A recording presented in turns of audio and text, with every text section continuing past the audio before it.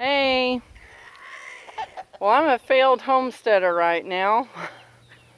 I just found out that I forgot to grab one of the chicks out of the brood box this morning, and it's been in the brood box all day, and it was out of water this morning. Totally my fault. The chick's fine. It's still here, and I've got water next to it now, and it took a sip, and that was all, but I totally meant to let it out this morning, and I was working on all this stuff, and then all of a sudden forgot. So why was that chick not getting out of the brood box? Well, another failure of mine. Our dog, well, she broke my trust. I let Tipper, the younger female, out to see if she would be good around the chicks, because historically she has been. However, over the past couple of weeks, Tipper and Jane have not been doing well around the chicks. And the short version is we lost 3 chicks yesterday, and that chick that was in this brood box, which now I'm seeing, I think has a hurt wing, she almost got, but I just happened to see Tipper like nosing at something in some tall weeds, not too many feet from where I was at that particular time, and sure enough I found that chick.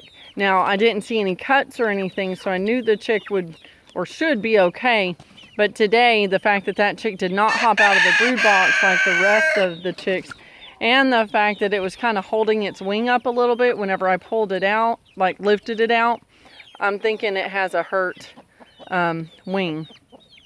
And it was all wet, so I could tell that Tipper had messed with her. But then we lost 2 of these little chicks, the bigger chicks, the ones we got from Justin's coworker. And we lost, and this hurts the worst, we lost a little tiny chick that the broody hen has been working with for like a month or so. So the one of our own that hatched here, it's gone. And Justin said, well, it could have been another predator.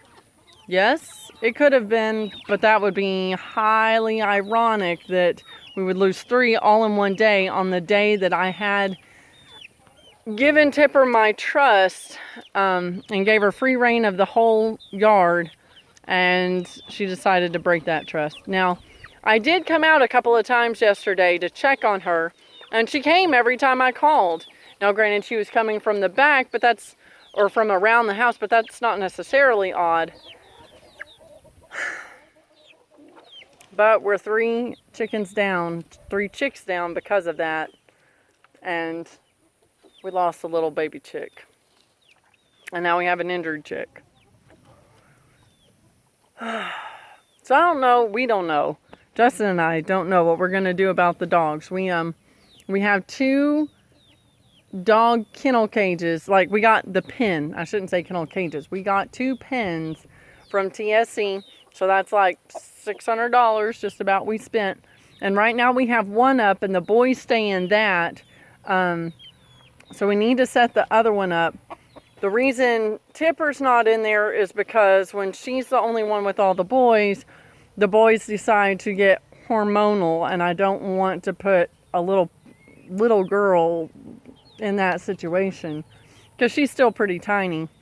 And then Jane we can't leave in there because Jane climbs out. So the reason, so we're gonna have to put the cover on one, see if that keeps her in. If that doesn't keep her in, since we have 2, we should be able to make one more like a pentagon instead of a square shape, and maybe that will make it so that she can't climb out. Maybe. So once we get that up, then maybe we can have the dogs in that, because I really don't like keeping any of the dogs in a kennel cage. That's just too small, and I mean, they can stretch, but they can't run, and I hate that. But we have to have our chickens free ranging for what we are wanting here on our property, because the chickens produce food for us, and in order for those foods, the eggs and the meat, to have the proper vitamin D and vitamin K and vitamin A levels that we want, they need to be able to free range and eat grass and bugs and be omnivores, and to, you know, pick the foods of their choosing. Now, worst case scenario, we could go to chicken tractor style. Sorry, worst case scenario for us, because that might make the chickens safe if the dogs are out. The problem is, because Justin and I both work away from home, we wouldn't be able to move it multiple times a day like those are able to do the chicken tractors efficiently, which means that by the end of the day, the chickens will be on their own poo and there won't be enough food available. Whereas if they can just free range the whole backyard, there's enough food available for all of the chickens. So that's why, in case anyone's wondering, that's why we've chosen to have the dogs be in pens instead of the chickens, and why the chickens get free range whereas the dogs do not. Now, we were for many months having the dogs have free range at night, but that had to end because they were going to neighbors' properties and pulling things off of people's porches. A lot of things they would bring here to the house was trash, but other things not trash, and we had to pay for it. And thankfully, the neighbors were very generous in the fact that they were work boots and such like that, so that it didn't make us pay like the full price it would cost for them to replace them. But we can't have our dogs being a nuisance to other people and destroying property. If we didn't have climbing dogs or jumping dogs, it wouldn't be a big deal. We could just get cattle panel, but I don't think cattle panel is going to work with Jane. It'll probably work with Colt and maybe with the pups, but not Jane.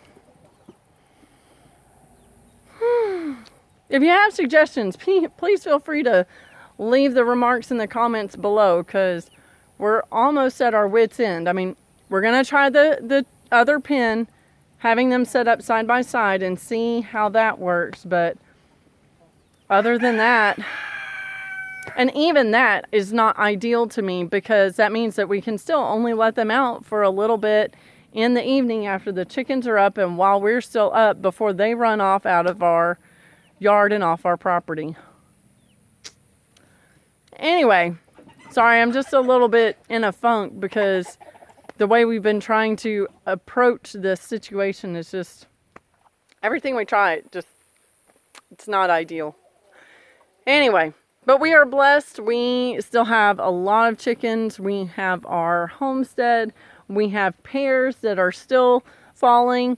The thing I really like about these pear trees, and I wish I knew what kind they were, is they ripen throughout the summer and early fall. So it's not like we have one big flush of pear ripening. We get to like snack on it throughout the summer and fall. I really like that about these pears. All right, y'all have a blessed day, and we would love to hear from you. And we hope you'll have a wonderful start to your week. God bless. See you again next time.